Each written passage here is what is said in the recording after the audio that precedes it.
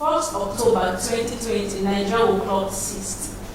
And the question is, how well have we fared? With all the economy and security challenges, Nigerians are really, really worried. Today on Peace Topic Mercy, I'm so honored and glad to host one passionate, driven Nigerian, the one-time presidential candidate of the Republic of Nigeria. He is the publisher, Sahara Reporters, and convener, Revolution Now campaign, Mr. Omoyele Sowore.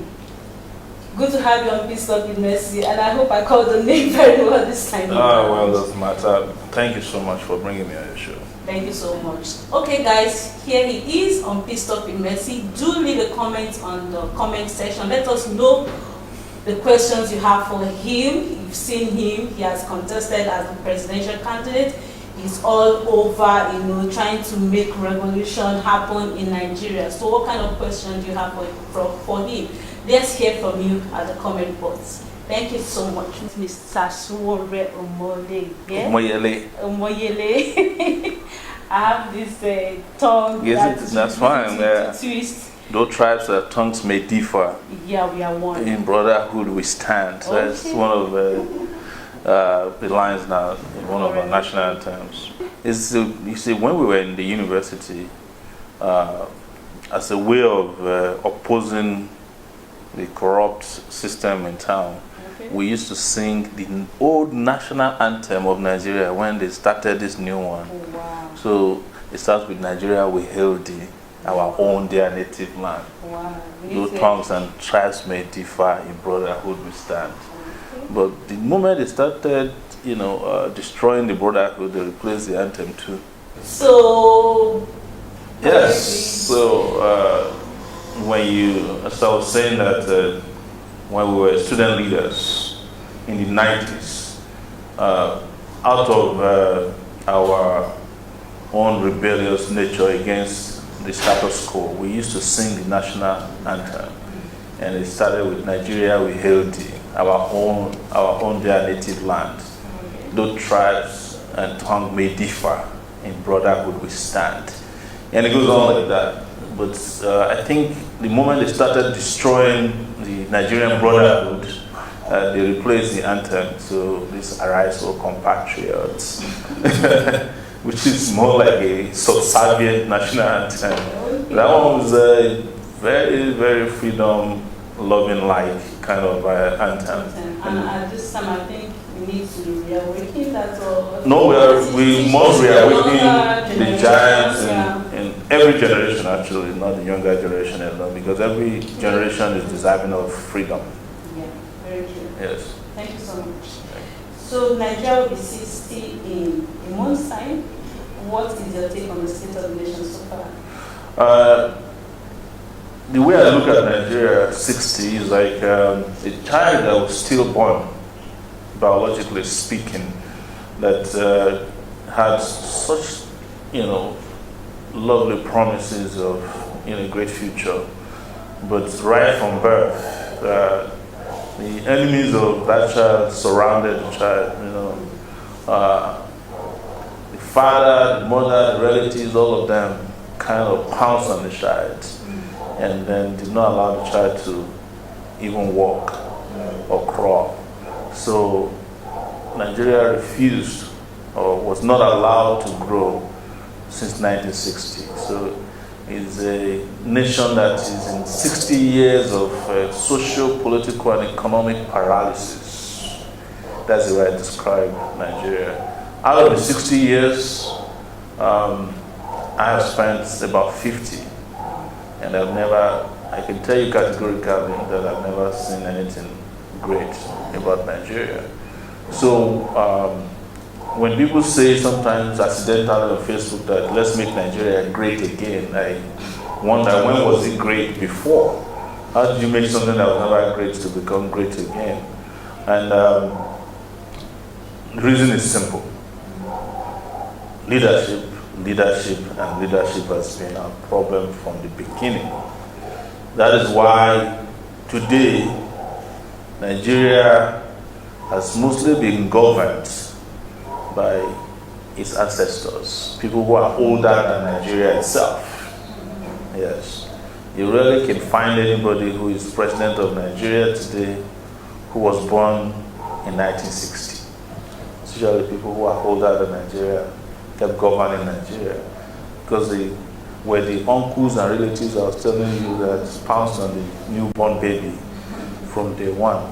So that's why we're where we are. So there's nothing really to celebrate about Nigeria. And as a result, so I can come forward on October 1, instead of celebrating, we will be protesting against what has happened to Nigeria in the last 60 years. Okay, so the major problem for Nigeria is leadership? It is. It should be governed by ancestors. It's been governed by its ancestors, and mostly it's like Nigeria has been governed by its enemies. Yes. It's a strong word. I know you do peace talks. Yes. I do justice talks, Peace and justice. We can't find peace without justice. Yes. So we cannot remove justice, and because what we typically have had in Nigeria over these years is the peace of the graveyard. Yes, it's not the kind of peace that emanated from justice. And that's the only way you can have sustainable peace, when there is justice. So peace of the graveyard meaning you're dead to find There's only peace because everybody's dead, practically. Or those who are not dead are afraid of death. Okay, so That's peace of the graveyard. you talked about how Nigeria has fared so far. And you said Nigeria was never great. We thought Nigeria was great because at the point we heard that the school fees was paid by government. You go to school and you eat very well, being fed by government. The prices of things were quite good and reasonable. So we thought we had that kind of history. But hearing from you that Nigeria has never been great. The history of a great nation can be gleaned from its history as well, right? Yeah. If Nigeria was such a great country, they would not have scrapped history from our curriculum. Because look at me, when I was younger, we used to go out for Independence Day parade, and they used to tell us about all these, great leaders that were leaders of Nigeria. And when we got to the university, we discovered that it was a scam, and we had to fight the same leaders that were told were great people. Because when our eyes opened, we realized that they were not the great kind of leaders they thought they said they were. So it was packaging, of people who were not who they claimed to be. But are there any lessons we can learn from events of the past that shouldn't be repeated? Like from the 1967 Civil War? It's only that Nigeria and leaders in Nigeria, they don't learn. They're like the Bourbons in France. They said there's a word about them, they're saying about them that they learn nothing, but they forget nothing. They don't learn. Because what brought us to war in 1966 was the rigging of elections that started around 1963. And the problem just continued, and eventually there were disagreements. And that led to war, because there was a coup in 1966. And it dragged on, there was a lot of crisis. And then by 1967, we had gone into full-blown war that ended in 1970. A year after that, I was born. I was born in 1971. So what did we do in 1979? Election. Rigging again. What did we do in 1983? Rigging of election. What did we do in 1993? Perfect election annulment. Right? What did we do in 2003? Rigging again. What did we do in 2007? Third term. What did we do in 2000 following that? Brought completely someone who was on his way out, was imposed on this country, practically a dead person, Maria. They imposed him on the system, rigged him into office. The man came back and said, yes, for the first time, he was the first person to admit that he was rigged into office. Say, well, he will fix it, but he never lived to fix it. Yeah. So they keep making the same mistakes over and over again. Same thing with corruption, right? They started stealing shillings. Then at the point they increased it to collection of kickback on at 10%. Now it is wholesome robbery of the resources of the country. You find contractors. Before contractors will take a contract, then they'll give the civil servants 10%. Today, civil servants will ask you, we are giving you this contract to share the money between the two of us. Not even go near the location of the contract. That's where we are. They are no longer even interested in taking kickbacks. They are taking the whole of the entire treasury, year in, year out. And this is happening and unfolding before our very eyes. Okay, so they're talking about lack of free and fair elections. Yes. And corruption in the system, as things that we should move back and reform and correct in order to build, a more peaceful and develop our country better. Thank you so much, sir. I look at you and see all you do for Nigeria, and I'm wondering, what drives you? How come you became so passionate? I know it's your country, but not everybody is as passionate about their country as you are. So can you tell us what drives you? We're driven by different circumstances in life. The experience I've had growing up, dirt poor, experience I've had, having contact with police when I was 10 years old and they invaded and destroyed my village. The experience I had going to the university, joining student union and being expelled for no reason twice and spent 6 years in the university instead of 4. The experience I had being tortured, being beaten by police. The experience I have of discrimination. This is not white man discriminating against me now, but blacks, black on black discrimination. Tribalism, nepotism. The experience I had even leaving this country out of dissatisfaction and becoming a second-class citizen in another country, the United States of America in this case, where even with all those discrimination over there, I felt better. I felt more, you felt like a better human being. The system there is probably more humane towards me than that of my homeland. So these are things that kept driving me passionately. But you can also say that those things could also make you just don't want to do anything for your country. But I think it's also a function of internal resolve and will and personal conviction that has driven me so far towards making sure that whatever I can while I'm still here, I try to make my homeland a better country. And by extension, the continent of Africa and the world. Yes. Great resolve, I must say. Yes. We can all see your passion. I'm going to ask you about revolution now, but before then, there's the talk or people say you were pro APC and they used somehow your newspaper outfits to carry on their agenda for the election. And I know it might not be entirely correct. Is there something you have to say about that? Look, people generally in Nigeria, people they throw excuses at you. In fact, our countrymen and women have a knack for throwing problems at every solution. So it's just one of our national behavior for people to make up stories and claim that you've done something you've never done. And the reason is simple. They find it difficult, and this is reasonably so, they find it difficult to see that there can be one person or a few persons who can do something altruistically, who can do something without hoping to benefit from it.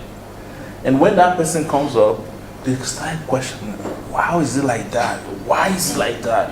Why is he not rich? She could have become powerful, he was rich, she could have become a minister. And when they can't explain all of this away in any rational format, then they start to pounds on different conspiracy theories. Oh, APC used him. But the question you should ask yourself is that I've been doing this for 30 years. I fought, as you probably have seen, on the side of Abiola.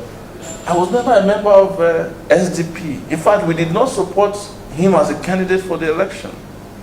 But to get it closer to those who might find history of 1993 to be a little bit too complex and too far away, what about Goodluck Jonathan? When he was being held to ransom in this Abuja by the wife of Yar'Adua, Toure, they had a cabal, took Yar'Adua to Saudi Arabia and held the country to ransom. Even Jonathan did not know where Yar'Adua was or his condition.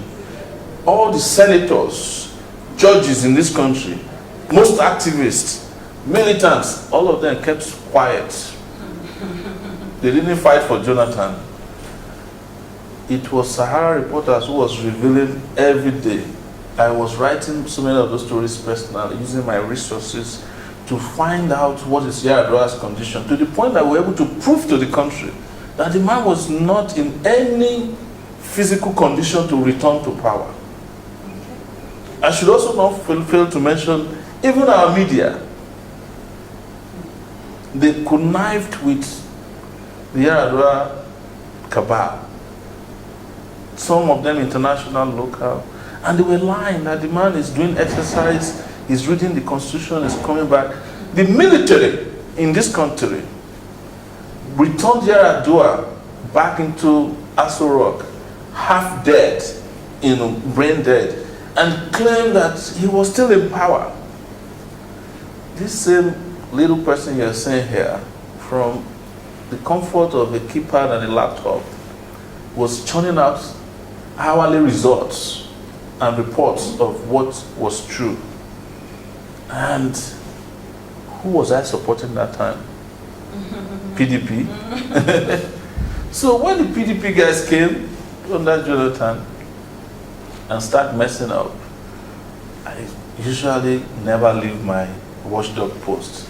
I resumed and started revealing their own corruption to the world. None of them has been proven wrong till today. $50 million has so far been recovered from the wife, and she doesn't have a cocoa farm. They took umbrage at that. How dare you, little boy, again? You have started your trouble again. So, and because they fell upon their own sword of Damocles, they have to blame somebody. So I became the scapegoat. And when this current regime of APC came and they started messing up, immediately we started doing what we know how to do. What did they do? Package Sowore in the middle of the night into a DSS truck, jail me for 5 months. Who am I working for now? PDP? So there's a general confusion, but these narratives are sold by powerful people. And I have said it severally. Things that people don't understand about me is that I'm an equal opportunity offender. I offend whomever goes wrong, as far as my conscience can tell. So it doesn't matter whether you are APC, PDP, I don't see you. I don't see flags. I don't see political logos. I just see leaders who should be doing their jobs and who turn themselves into rulers or thieves. I go after them with the same zeal. In fact, over time it's been proven that I've gone more ferocious, government after government. And the scars are there to tell. Before I couldn't even enter this country through the airport for years. They have my name at the airport anytime, so I had to be going through Ghana, Benin Republic, even under democratic rule. Most people don't know these things. And do you think that in the process of doing it, they don't approach me with position or money? They do. But because I'm not on the take, you can't find anybody amongst them who will say, oh, Sowore took money from me to do what he's doing. Never. When I was offered position under this Jonathan, I rejected it. I said, I'm not interested in position. I can't even survive 2 hours in the government house, either as an advisor or a minister, because I will tell you the truth. And you probably ask somebody to shoot me on the way out of the room. So I can't fit into this system political agenda. And then I'm glad that people think I'm powerful enough to bring in any particular government or bring down any government. But I think that is also exaggerated, because I would have used the same power to bring myself to office in 2019 if I was so powerful when I contested against Buhari as a presidential candidate. Thank you so much. That clarity is really needed. Sowore has not been brought up. He fights any government that does wrong, and that is who he is. Thank you so much, sir. So now to Revolution Now campaign and protests. What kind of revolution are you trying to achieve in Nigeria? Any system of oppression that doesn't give people the breathing space to develop, to aspire to greatness, to fully explore their potential, is always due for not servicing all the time, most times replacement. Yes. And a revolution is the solution to that. So Revolution Now was our response to our diagnosis of the Nigerian problems, that it has passed a stage of just ruffling the feathers of people in power. We have also passed a stage of reform, because the system cannot reform itself, and it had tried over the years to reform itself. The results are abysmal. And the last one is replacement. The system has to be completely replaced. And I came to that epiphany in 2019, finally, after I ran personally an election, traveled around this country, and saw the farcical, outcome of leadership. How leadership is such a joke. And then participated in an election that did not happen. They had packaged the election results even before the day of the election. And I said to myself, we cannot continue like this. The system is unsustainable. And that I will go ahead and mobilize others to put an end to that system of oppression. So when it started, a lot of people did not understand. They were running after me with dictionary. What's the meaning of revolution? Unfortunately, I was not around to answer those questions. In fact, the day I was arrested, there were 5 million searches on Google of Nigerians asking the meaning of revolution. Instead of the 5 million people to come out, they were on Google searching the meaning of revolution. If they had come out, Google would have redefined revolution itself as a different. The dictionary meaning would have had to be expanded. But it's not the dictionary matter, it's a matter of dynamic nature of human beings, that we cannot just be held down in the same place, same spot for 60 years. In Nigeria's case, for over 100 years, since 1914, when this country, not nation, was created by the British as a business concern, pretty much.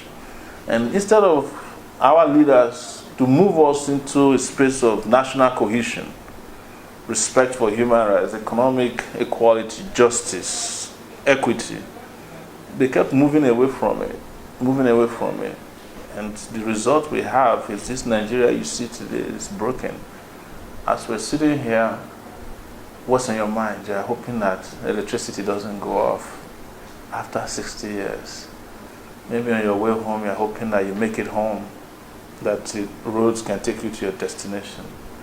When you go to bed at night, you're hoping that someone doesn't break into your house, because if they do, there's no police coming to rescue you. You're hoping that if you send your children to school, they will not become more ignorant than they left home. You're hoping that if you get to the hospital, you're actually wishing that the doctor doesn't give you a wrong prescription that not only complicates your health situation but kills you. You're hoping that if you graduate from the university, you will get a job, which is an impossibility today. But while all of us are going through this hard, self-imposed hardships. A minority, tiny clique of leaders are having a great time. They are buying jets. Each time there's a new jet in town, a Nigerian politician lays his hand on one. They send their children to schools abroad that could build universities at home for one person. Schools abroad, the school fees of one of their child or kids in some of these schools can build a whole university in a year.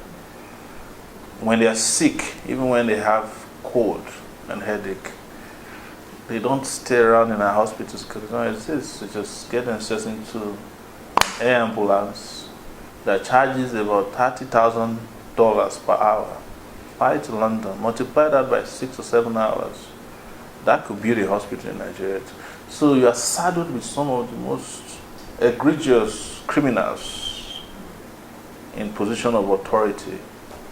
And what you do with that is a revolution. Because you can't appeal to them anymore to change their ways. They are caked in their ways.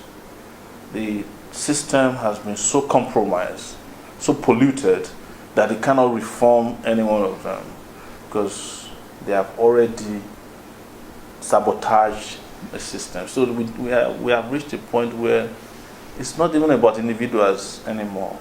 We have reached a point where the engine of the vehicle must be changed because they've stolen the tires a long time ago. Okay, Mr. Sowore. So how can we ensure, because of course definitely I've experienced that already, resistance, and for you revolution is change of leadership, and definitely you are going to encounter or you're encountering resistance. How are you going to deal with that and ensure that there's some form of peaceful revolution in Nigeria? So we are not encountering resistance. We're encountering oppression and suppression. What is lacking, what hasn't reached a crescendo, is resistance. Mass resistance, mass revolt. Because the system of oppression we are fighting against is a system put in place, managed, and serviced by a minority. Greedy, wicked, and corrupt minority. They're not even up to 1% of our population. So our people just have to wake up. And the earlier they wake up and the more people get involved in the resistance, the less bloody it becomes. I am not advocating for a bloody revolution. I honestly don't have that trait or attitude. My 30 years as an activist in this country, I've never even learned how to shoot a gun before. But I've had guns pointed at me maybe 1,000 times for engaging in peaceful protests and conduct. So most times you should just look at your society and understand it very well. That regardless of how peaceful you are, a broken system will end up killing more people than would have died in a peaceful protest. Yes.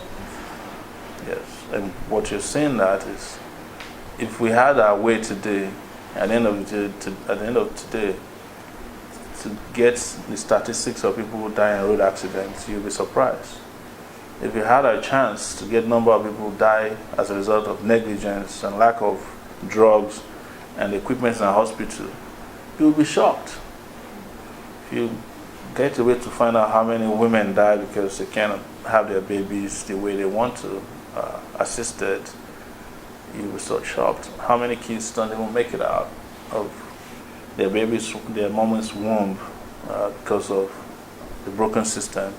So if you don't kill the system, if you don't kill the switch, the system is going to kill you anyways. It's going to kill you. Okay, so do you believe in one Nigeria? Oh, I've said it. I've said it from the point of view of a Pan-Africanist. I'm not even like, I don't only believe in one, I believe in one Africa. I wish that the African continent was a country because I've lived in a country continent before. The United States has 50 states. That's sort of 51, I think. Some of its territories are there too. And just one state in the US is bigger than Nigeria, Alaska. Texas is 75% of Nigeria. California is just half of Nigeria. And there are 50 of those states. Nigeria is not even big. But part of the lie they sell to you is that Nigeria is too big, it's too complex to govern. But you must not discountenance people who are asking for a breakup, because they are just looking at it and saying, look, maybe if we break up, at least me and my people, we can be enjoying our resources in our own corner of our broken up Nigeria.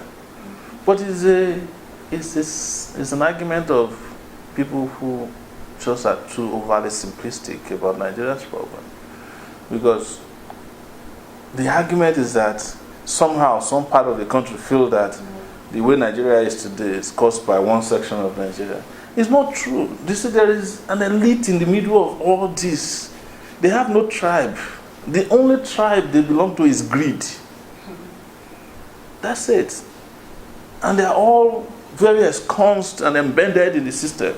So when you break Nigeria up, these different parts will just ask the leeches in their area, in the center, to go back to where they are. So how do you change the greedy ones amongst you in Yoruba land? How do you change the murderers in Yoruba land? Are they going to change overnight because Nigeria is broken up? So they're going to start driving the big cars. They're going to stop rigging elections, when they are the ones who provide expert advice to rig election for your very well hated Hausa Fulani oligarchy. You have forgotten that there's a Yoruba oligarchy too. There's an Igbo oligarchy. There is an Ibibio oligarchy. There is a TV oligarchy. There is an Ijaw oligarchy. The country Nigeria today is all of those oligarchs at the center, working together seamlessly. They speak the same language. They don't quarrel except when there's not enough to eat. It's then that they remember, oh, they are taking food from us, so, it's because we are a job. But ask yourself, the guys who stole 81 billion naira from NDDC, are they Hausa Fulanis? They are Yorubas. I'm sorry, they are Southside people. One of them is Ibibio. I don't know where they come from, but I know they are from the Niger Delta region. And just yesterday, one of them said, if they release the list of the contractors who have destroyed NDDC, that Nigeria will collapse. What are they trying to tell you is that in every corner of Nigeria, there's an NDDC contractor who has refused to implement a contract given to him, which I talked about earlier. So, those who are asking for or agitating for a breakup, they have reasons for doing it. Some of them feel like this burden is just too heavy. It's just like you wake up and you are a member of a large family. Your father probably has so many kids. And you have money. But instead of you to see which one you can train up, send to school, you carry your money and you run away. You go and create your own world.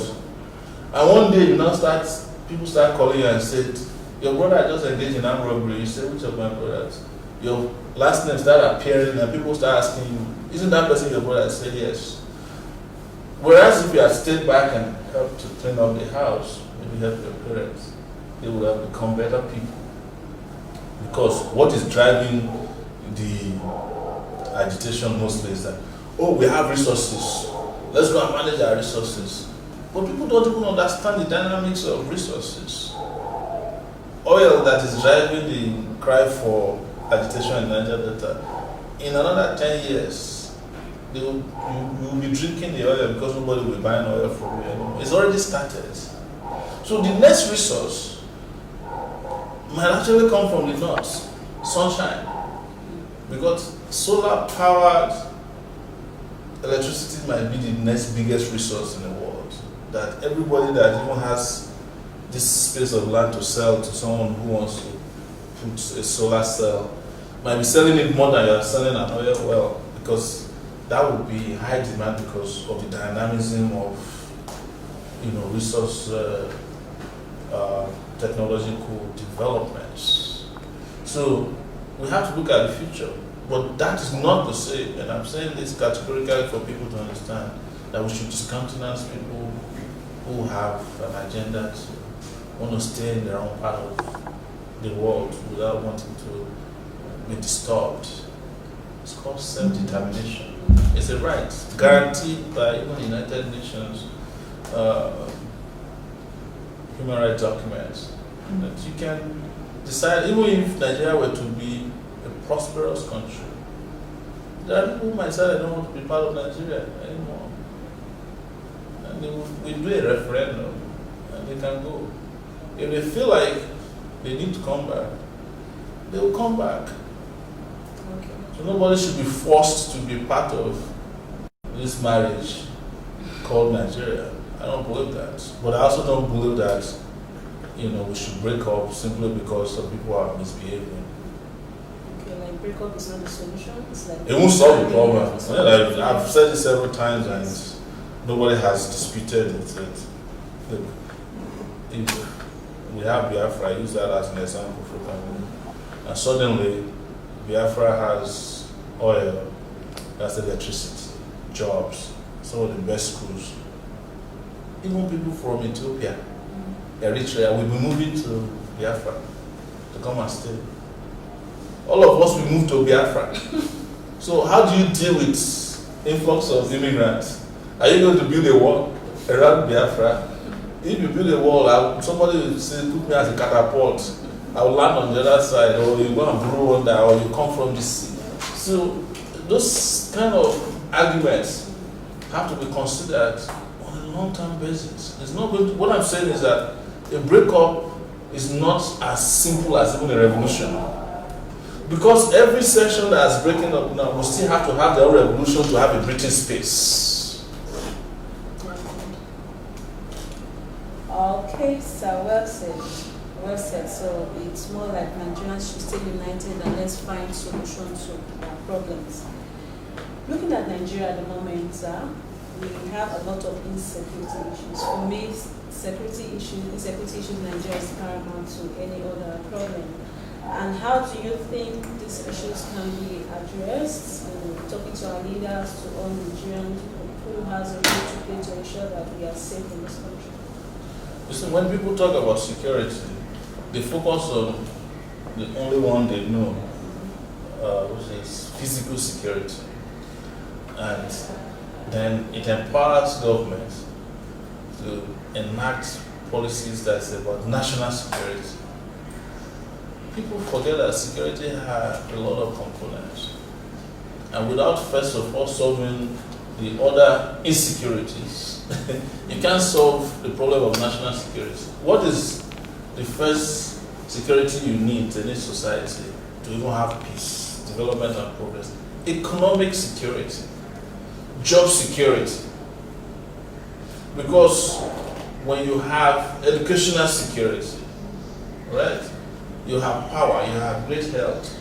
A lot of people that are involved in the crime that is now known as insecurity that is important will not go out and engage in crime.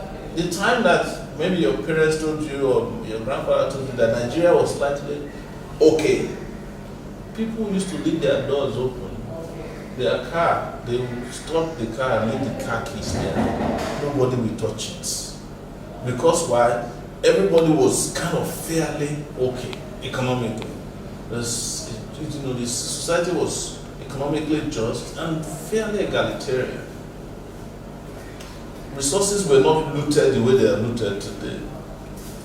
The moment you take all of that away, you are tackling a problem that requires a pen, sometimes with guns. A problem that requires books, you are tackling it with gun. How many people do you want to kill? There's not enough guns in the world to solve physical security problem, national security problem. Even China, with the biggest military in the world, had to find a way of resolving its security problems by ensuring that they invest in their people. So, because they've come to a point that with what are you going to do if all your citizens are hungry and looking for ways of making it? You drop a nuclear weapon on them, will it not affect you too? So what did China start doing? China started industrializing. They started providing jobs, housing for their people. And to some extent now people are talking about apartments in different parts of China that are not even occupied. They're built into the future. They built train lines, that are some of the fastest moving. Also, they are exporting their own technology. The same thing is happening with India. Because now, population has become a blessing as opposed to a curse in the past. So, what am I trying to say here is for people to understand holistically that there is a holistic definition of security. And until you tackle every part of it, you are wasting your time by focusing on this is just like, you are focusing on, the symptoms. You are not treating the main disease that is afflicting the nation.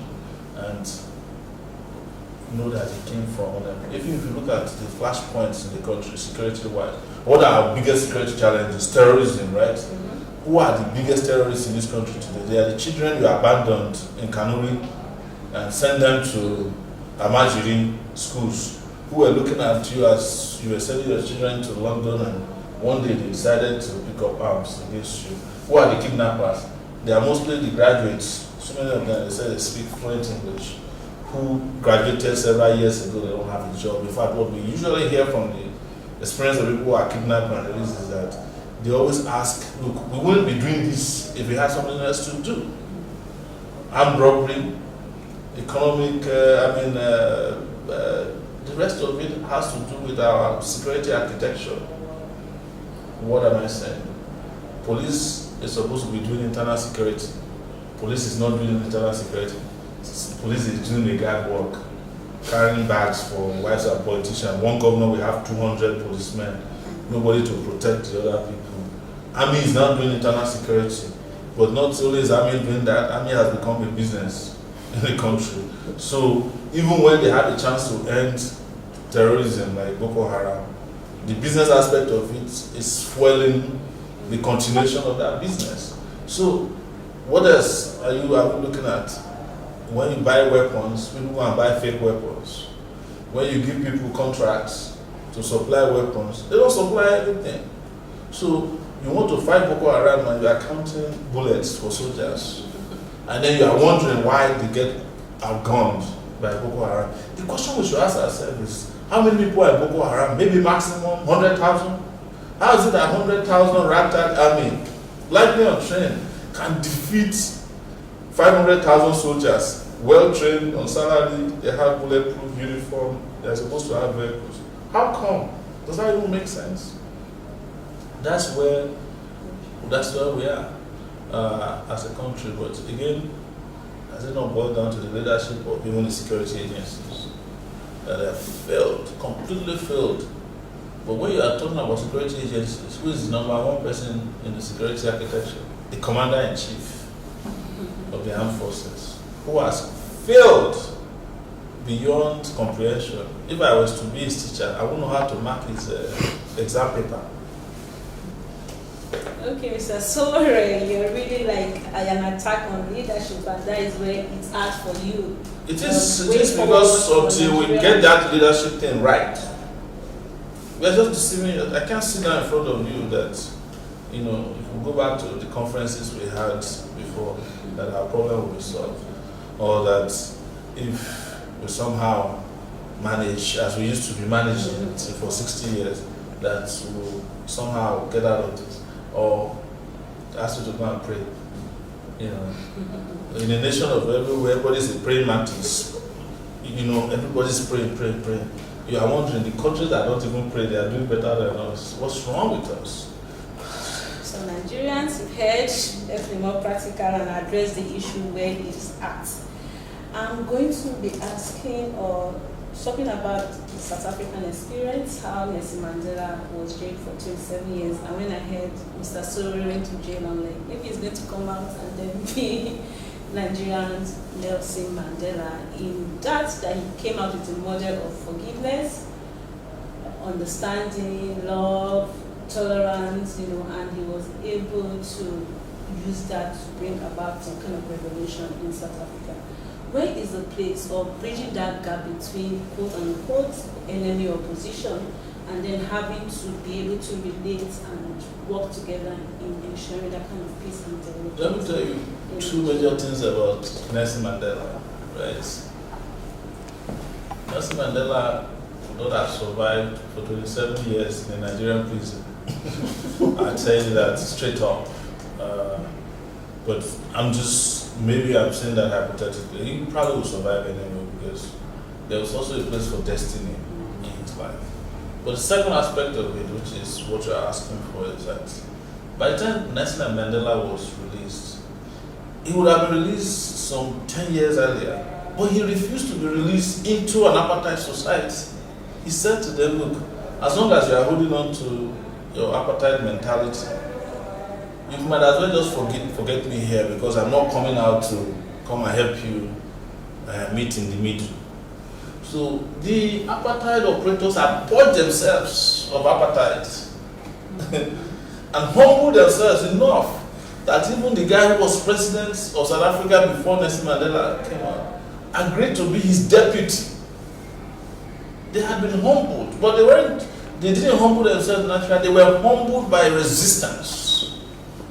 So I didn't come out of detention to come and be working with the same people who put me in detention, who still feel like tomorrow they can go and grab another person, even come and grab me and put me back in detention, when they have not purged themselves of the content that they have for the Nigerian people, or even for the jobs to which reportedly or quote unquote they were elected.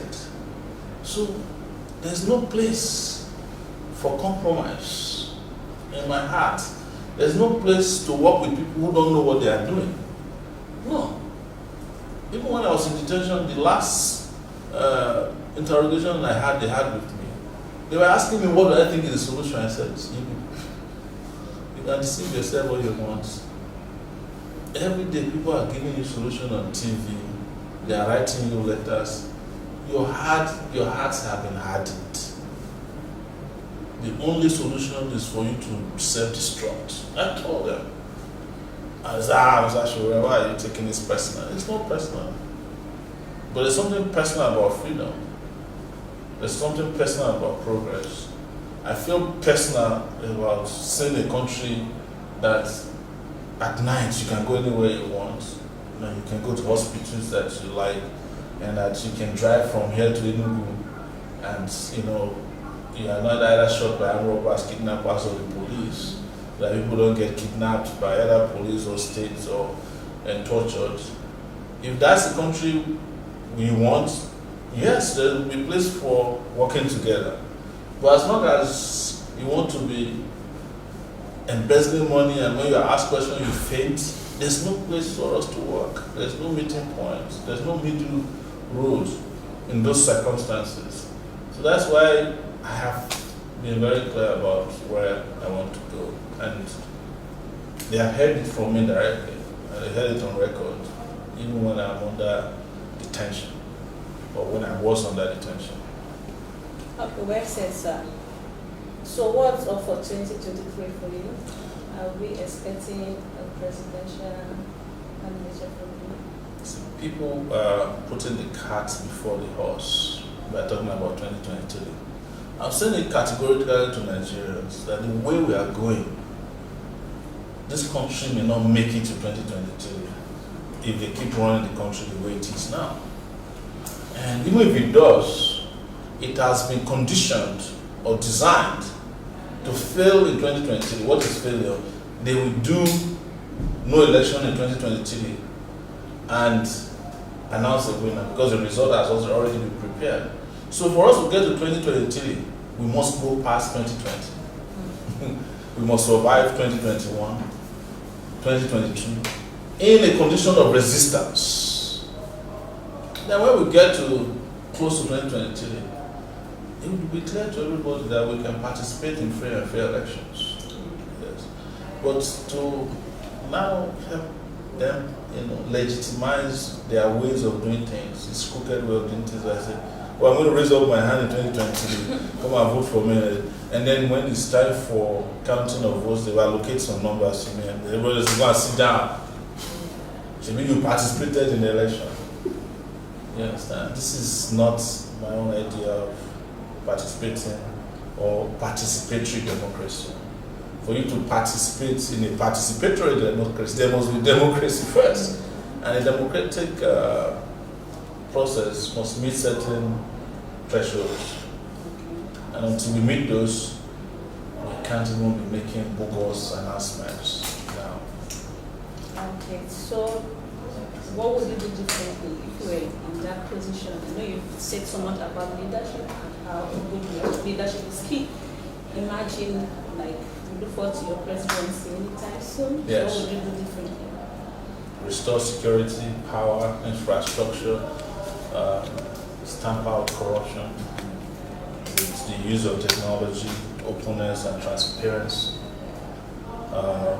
bring about an education process that rapidly educate our people so that they can be empowered enough to deal with myriads of problems, restructure this country, not their own type of restructuring, I've said it's this time, it's a restructuring that is only looking backward to 1963 is not exactly how we need to move on, because the world has changed since 1963 so much that we can't fit into the same trousers we used to wear in 1963 in 2020. Bring about a health revolution as well that takes advantage of the global technology that's now available in the health sector, and includes telemedicine, where someone who is in his house here in Abuja might even have access to a doctor in the US, because you provide the opportunity and you provide the gateway for those kind of interactions to happen. Of course, agriculture, technology, which could become our next gold. Not these goods that they are packaging, the one they brought from Saudi Arabia and then took it to Zamfara and designed their name on it and took it to Aso Rock. No, those are not the kind of resources. You see, what this country needs most is to develop its human beings to become self-sufficient, to become productive, to have what we have never had before, an industrial revolution. We can't have all of this without the base. And what is the base? You, for example, can't have industries when you have no power. You can have transportation and integration, even the unity of the country. To unite one place to the other, I said you need roads to connect them. When people are living in their own cocoons and bubbles of poverty, how do they reach each other? So many of this unity thing we appreciate about, do you know that they disappear if people feel that they can get a job in Kano and can travel to Owerri, not by air alone, but by train, and on the weekend and they are back, because the advantage of this kind of infrastructure is that it's even difficult for armed robbers to attack a fast-moving train, no matter how sophisticated they are, or kidnappers. How many people will they kidnap if the train is carrying 1,000 people? And it's moving very fast. You can't even catch up with it. So when you provide these opportunities, for people, they'll start loving themselves. I've lived in the US for 20 years. Lived in New York. New York there's a joke in New York that every family has a representative in New York, but it's never had a tribal war before. Reason is because when people work, they get paid. Nobody looks at them. Well, there's racism there and discrimination, but not at our own level.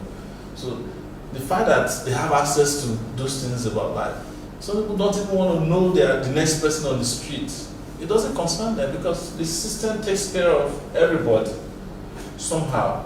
So, but here it's because we don't even have enough. The little we have, everybody is jostling for it, and people think if I'm Igbo, maybe I'll get better. If I'm Yoruba, I'll get more. If the guy from my village is the governor, we can steal more.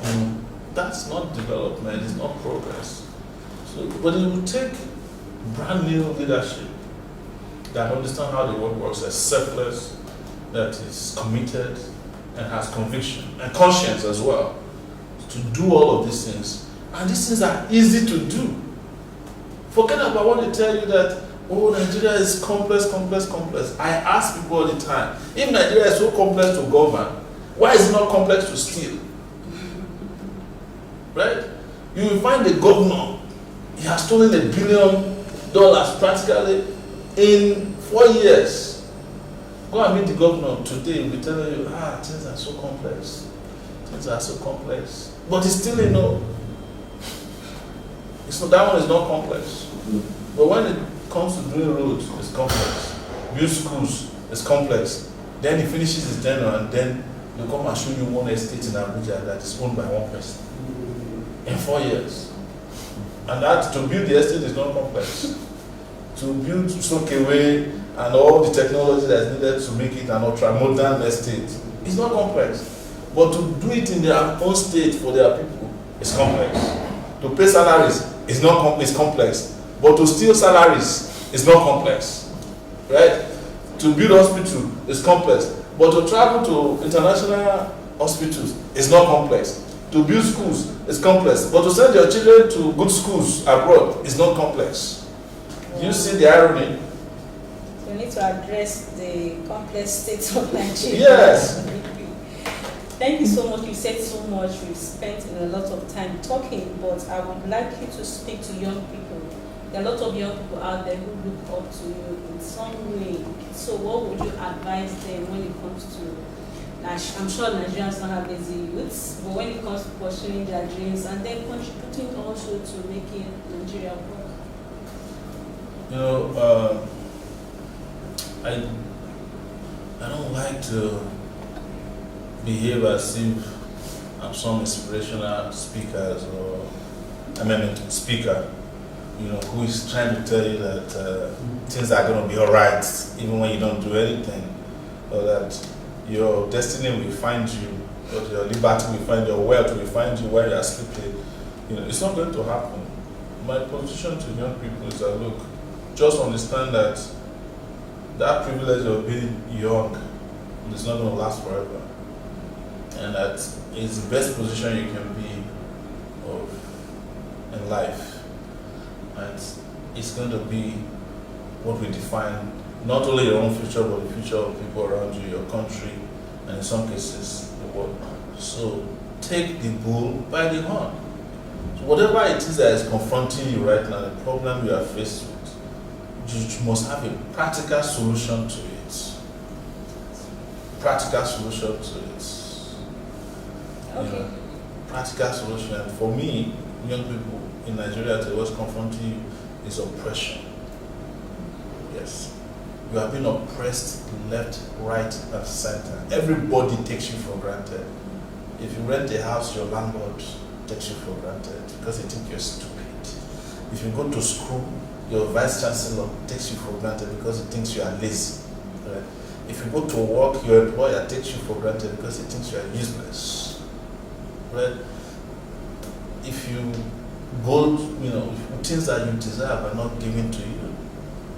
Even when you go and worship in religious places, people are talking down on you because they think you're an idiot. But look at countries around us. Mali just did there. Belarus is not around us, but they're having an uprising as we speak. Look at what young people did in South Africa to end apartheid. So, at the moment we get out of this cubicle of oppression, every other great things can be added onto you. Because one thing that I must say finally, in wrapping up, if you don't have any more questions. Just final one, so you can address is that every nation that has experienced a revolution never went back to where they used to be before, because a revolutionary outcome is like a guiding angel. It would always empower those who've been oppressed and it will always make people who are, press us to be cautious forever. Thank you so much, sir. This is Peace Talk with Mercy. I would always like to end with a word of peace. Yes. Finally, how can everybody, for me, I always believe in inclusion, every one of us, having the perception of peace. So from Mr. Sowore, what is your word of peace to every Nigerian at this moment? Is that only justice can guarantee peace. Thank you so much. And on that note, I say peace out. Peace out, guys. Thank you so much, Mr. Omoyele. Yes. I'm always missing it. Omoyele Sowore. It's a pleasure. It's wonderful hearing from you once again. People out there actually look forward to this. They called me. They really need to hear you, and I'm sure they really got enough of you because we really talked and learned about the issues in Nigeria and the difference you are fighting to make. Thank you for being on Peace Talk with Mercy. Amazing having you, sir. Thank you so much for having me, and hope to talk to you again. Yes, I really look forward to talking to you again and again and again. I extend my greetings, revolutionary greetings to all your viewers. Thank you so much. Revolution now. Revolution now. Yes. All right, guys. Thank you so much. That was the discussion for today on Peace Talk with Mercy, and I hope you did get so much about how we all have a role to play to ensure that we have peace and development in Nigeria. So this is from me. Peace.